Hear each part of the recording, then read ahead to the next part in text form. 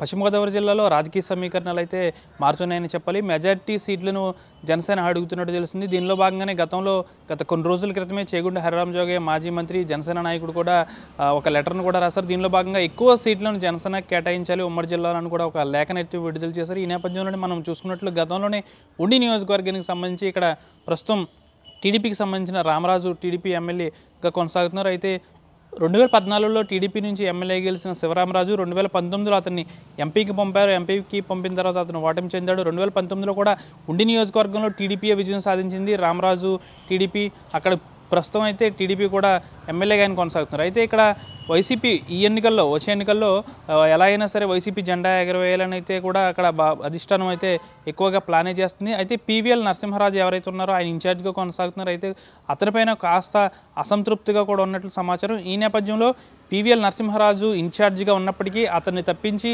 వేరే వ్యక్తిని కొత్త వ్యక్తి కానప్పటికీ వేరే వైసీపీలోనే ఉన్న ఒక వ్యక్తిని తీసుకొచ్చి ఇక్కడ పోటీ చేస్తారు అనే ఒక ఊహాగానాలు అయితే వ్యక్తం అవుతున్నాయి. ఇదంతా వైసీపీకి సంబంధించిన ఎత్తుగడలు అయితే ఇటు జనసేన కూడా ఎత్తుకు పైవేస్తున్నట్టే చెప్పొచ్చు.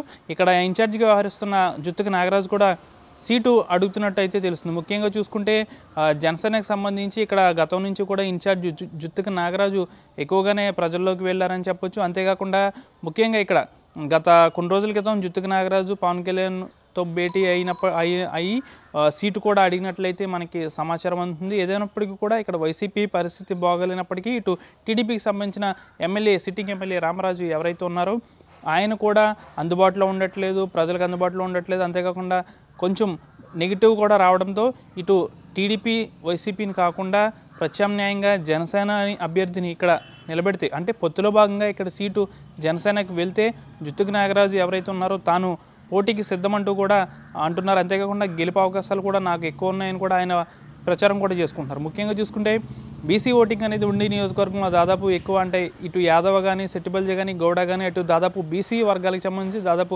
45,000కు పైగా ఓట్ బ్యాంక్ ఉంది. ఇటు కాపులకు సంబంధించిన ఓట్ బ్యాంకింగ్ ఉంది. కాకపోతే జనసేనకు సంబంధించి కాపు ఓట్ బ్యాంకింగ్ ఎలాగైనా పడుతుంది. ఇటు బీసీ వర్గాలకు సంబంధించి ఇక్కడ ఎప్పుడు టీడీపీకి సంబంధించి ఉండి నియోజకవర్గంలో క్షత్రియులకు కంచుకోటగా ఉంటుంది. కానీ బీసీలకు సంబంధించి టికెట్ ఇస్తే బీసీలు కూడా ఇక్కడ గెలిపించుకునే సత్తా ఉందని అయితే కూడా అంటున్నారు.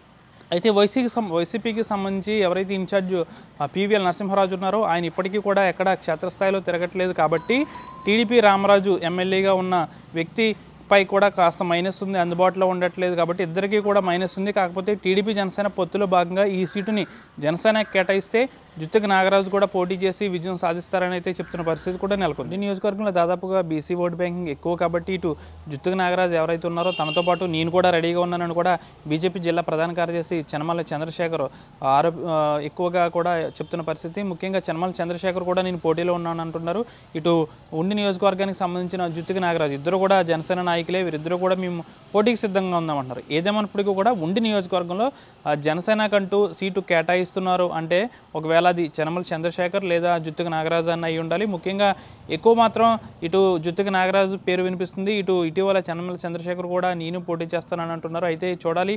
ఇటు వైసీపీ లెక్కలు వేరేగా ఉన్నాయి. ఇక్కడ పీవీఎల్ నరసింహరాజుని కాదని వేరే వ్యక్తిని పెట్టి ఇటు టీడీపీకి సంబంధించి ఇటు శివరామరాజు కూడా పోటీలో ఉన్నాను అంటున్నారు. ఇటు రామరాజు కూడా పోటీలో ఉన్నాను అంటున్నారు. అయితే వీరిద్దరిని కాదని ఇప్పుడు వైసీపీ జనసేనకు సీట్ ఇచ్చి వీరిద్దరిలో జుత్తుకి నాగరాజు లేదా చెనమల చంద్రశేఖర్ వీరిద్దరిలో ఎవరికొకరు సీట్ ఇచ్చి జనసేనని ఇక్కడ నెగ్గించుకుంటామని అయితే జనసేన నాయకులు చెప్తున్నారు. అయితే ఉండి నియోజకవర్గంపై కూడా జనసేన కన్నేసిందని చెప్పాలి. మొన్నటి వరకు కూడా టీడీపీ కంచుకోటగా ఉన్న ఉండి నియోజకవర్గం ఇప్పుడు జనసేనకు సంబంధించి టికెట్ అడుగుదంతో అసలు ఇప్పుడు ఎలా ఉండబోతుంది పోటీ, ఇక్కడ టికెట్ ఎవరికి వస్తుంది, ఒకవేళ జనసేనకా లేకపోతే టీడీపీకా, పొత్తులో భాగంగా ఈ టికెట్ ఎవరికి వెళ్తుంది అనేది వేచి చూడాలి. అయితే పోటీకి మేము కూడా సిద్ధం, ఒకవేళ మాకు టికెట్ ఇస్తే తప్పకుండా ఉండి నియోజకవర్గంలో జనసేన జెండా ఎగరవేసి పవన్ కళ్యాణ్కి గిఫ్ట్గా ఇస్తామని కూడా జనసేన నాయకులు చెప్తున్నారు. వీడియో జర్నలిస్ట్ శేఖర్తో మన ఆర్టీవీ పశ్చిమ గోదావరి నుంచి.